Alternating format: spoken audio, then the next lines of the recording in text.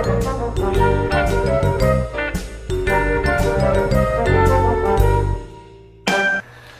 guys, Joe DeMarco from the Crazy New York Driver Show for Friday, December 21st, 2018. Welcome to another eBay video. Today we're going to be talking about how to handle returns on eBay when it involves an item that was drop shipped. This is not something I would normally talk about, but it just happened to me. So I want to discuss that because it's really interesting. We're also going to discuss your comments, questions, and concerns from last week's. I'll tell you about how my Hess truck sold, and yeah, we'll get to it. Now, you're saying to yourself, Joe, why are you filming inside? Take a guess. I wanted to film from my house earlier on the deck, but it's pouring, raining, and super windy. It is still pouring, raining, and super windy. It's been an awful weather week, just like every other week. With your comments, questions, and concerns from last week's video.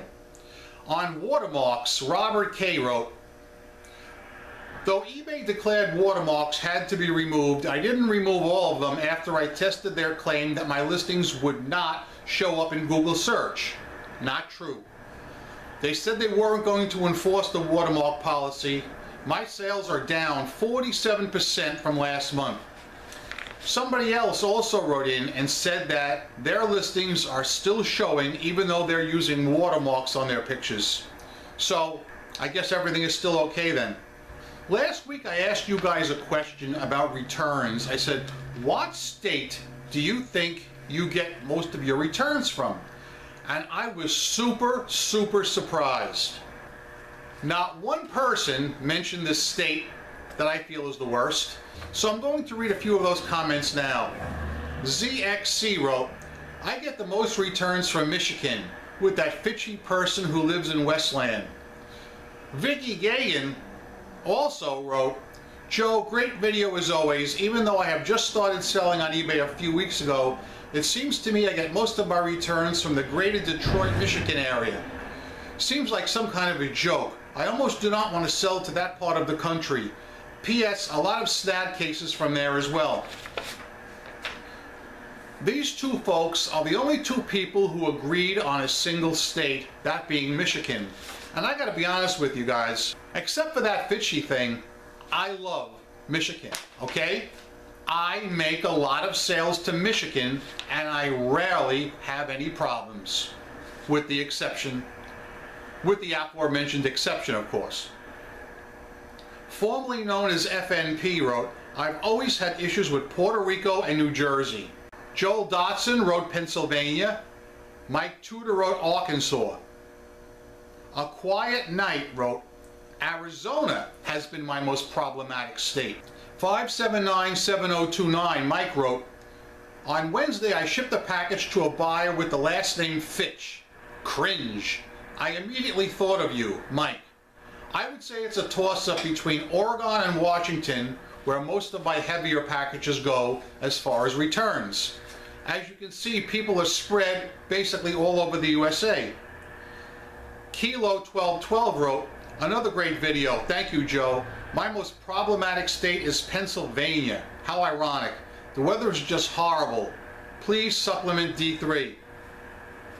John Eastock weighed in and wrote, Joe, a few years back I had a bunch of returns, goofy questions and nasty comments, and sellers who couldn't describe their items correctly. All from Florida and all within a few weeks. I got so mad I almost posted no Florida sales on my listings. Haha, it hasn't happened since though. And the last comment I'm going to read as far as the problematic states comes from Blue Llama Pilot eBay store. He wrote, my guess as state your top would have to be Florida.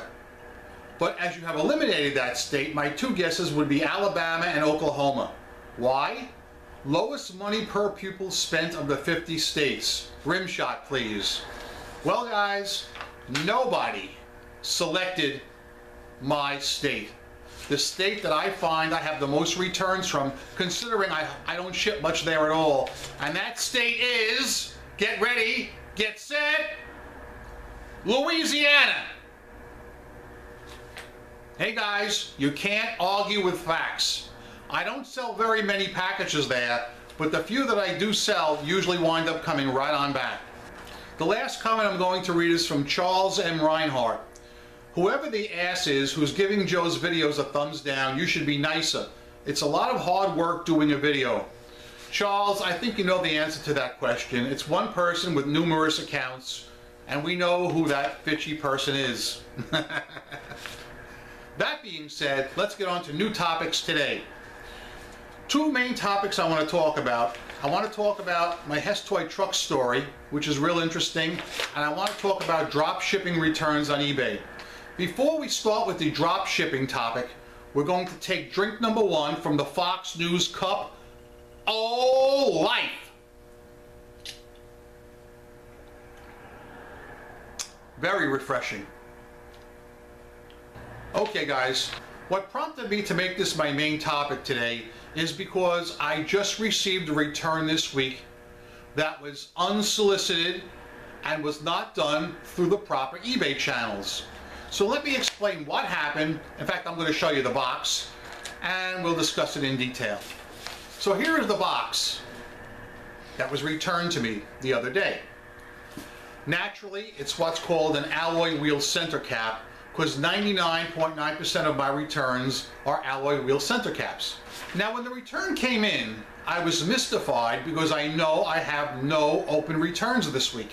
None whatsoever. But it's not that unusual for someone to send me an unsolicited return. Meaning somebody bought an item from me 3, 4, 5 weeks ago and just took it upon himself to send it back. We've talked about this in the past.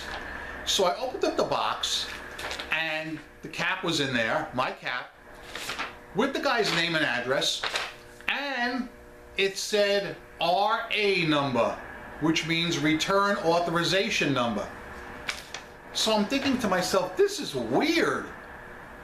He didn't do this through eBay, and I don't use RA numbers in that manner. I do not even remember sending the cap to this particular customer. His name and address were a mystery to me. So I scrolled back, and it seems several weeks ago, somebody purchased this item from me on eBay, but asked me to drop ship it to his customer. Now that's not unusual, and there's nothing really wrong with that. I've done that a few times myself when I've run out of stock on eBay.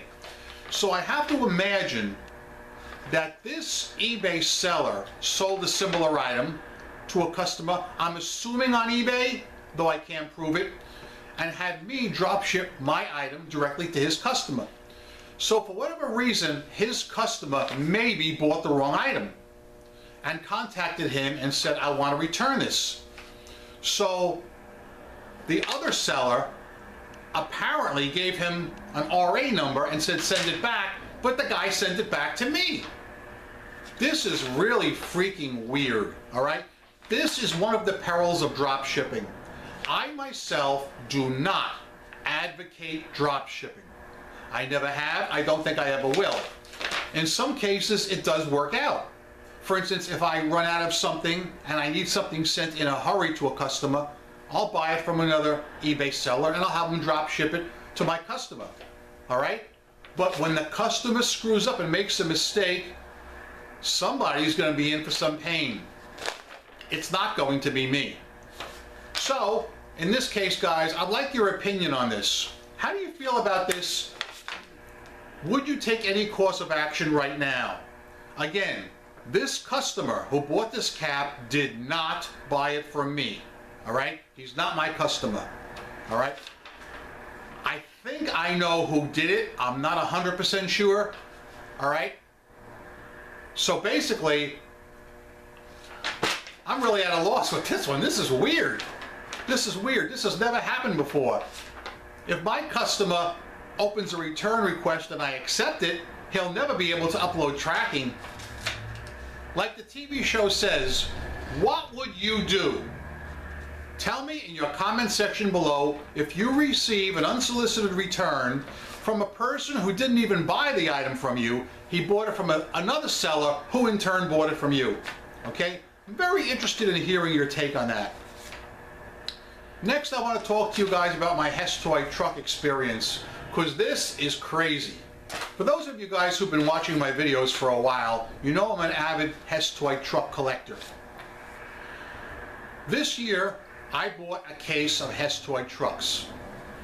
When you buy a case of Hess Toy trucks, they can only be bought online, and you're limited to 12 trucks. You may not buy more than 12. They do that because they don't want any one person stocking up on the trucks and then trying to resell them, okay? They don't want that. Now, if somebody resells 1 or 2 trucks, 3 trucks, 5 trucks, it's not a big deal. But hypothetically speaking, think how it would hurt the Hess company if somebody somehow bought tons and tons of Hess Toy trucks and then resold them at a markup after the website went out of business. It's something you would never think could happen, right? So, as I told you last week, last Wednesday, not the Wednesday that just passed now, but the previous Wednesday, the website ran out of stock. And it ran out earlier than I had expected. So I was expecting, this is great news, I said. I listed a truck for $100, which I never thought would sell at that time, and I said, I am more than willing to adjust the price to the trending rate once it establishes itself around maybe the 18th or 19th. I said, I'll see what happens. So I waited. About 3-4 days go by, and I'm watching the trending rate, and it's not going up. The trending rate is staying at $60, which is ridiculous because those trucks are in great demand. It was a popular truck. A lot of people love this truck. You saw my video on it. The price should be over $80, I'm figuring. What's holding it down? I go on to eBay, and there's 148 people or 148 listings selling this toy truck. That in itself is not a big deal, because you figure if there's 148 different vendors like me who have 1 to 12 trucks for sale, they are like a pimple on the earth. They will have no effect on any one seller. For instance, if 148 sellers each bought the maximum amount of trucks and decided to sell them online, the price would still stay up because each seller would want to get the most value for each of his 12 trucks. Nobody would want to sell them too cheap. They'd be starting at 100 or 90 or 80, if you get my point, because they only have 12 items to work with. So I'm scrolling down the list, and what do I see right on top? You know eBay always promotes the best-selling one or the cheapest one? There is a guy charging approximately $60 with free shipping. Now there's nothing wrong with that, that's his business. And it says 389 trucks sold so far. I was appalled. How could one single seller get 389 trucks? Now, as the days progressed, I watched this particular guy, and I estimate he must have had close to 1,000 Hess Toy trucks. I kid you not. How is it theoretically possible? I will tell you that this guy has a pretty poor feedback percentage and has had 13 negs this year alone. There's only 2 possible ways a person could accumulate 800 or 1,000 Hess Toy trucks. Number 1, he created 100 different email accounts and had them shipped to 100 addresses of friends and neighbors, which I highly doubt.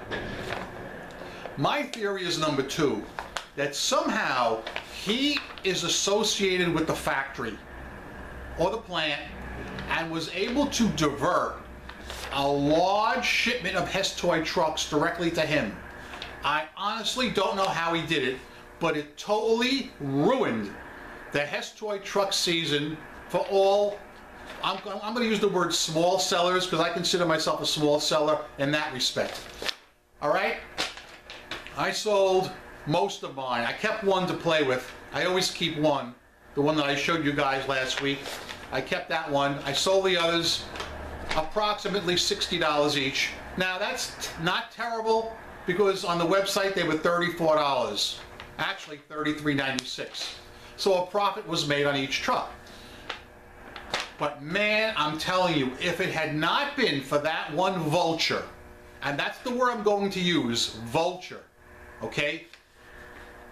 Everybody would have made way more money this year. The question I'm going to pose to you guys, think about this. Given that there's a limit of 12 trucks per customer, how could someone amass 800 to 1,000 trucks? I don't get it.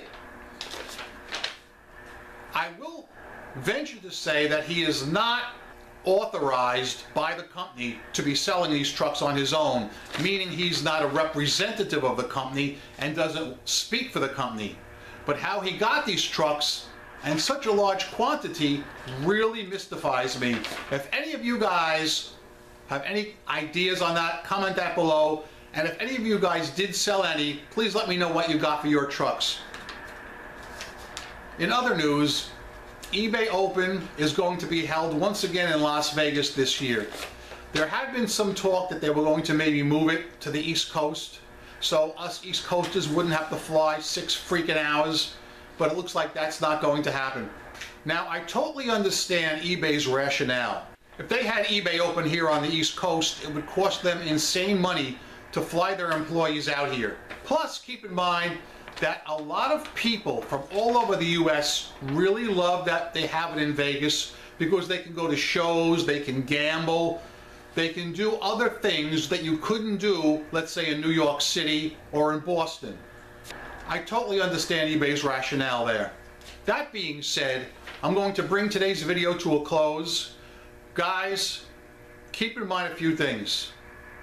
Number one, I'm Crazy New York Driver and you're not. Thanks for watching. I hope you found this video helpful and informative. If you did, please give me a thumbs up. It tells me I'm appreciated and doing a good job. If you did not find it helpful, comment what you want me to hit up next week and I'll be more than happy to do so. Remember, I am a seller friend, not a seller critic or skeptic of any kind. I'm still making money online. I've solved a lot of problems and I don't have to wear a mask. I'm really interested in your comments, guys, on the drop shipping return I received. Have you had any experience with that kind of thing? And if so, tell me about it.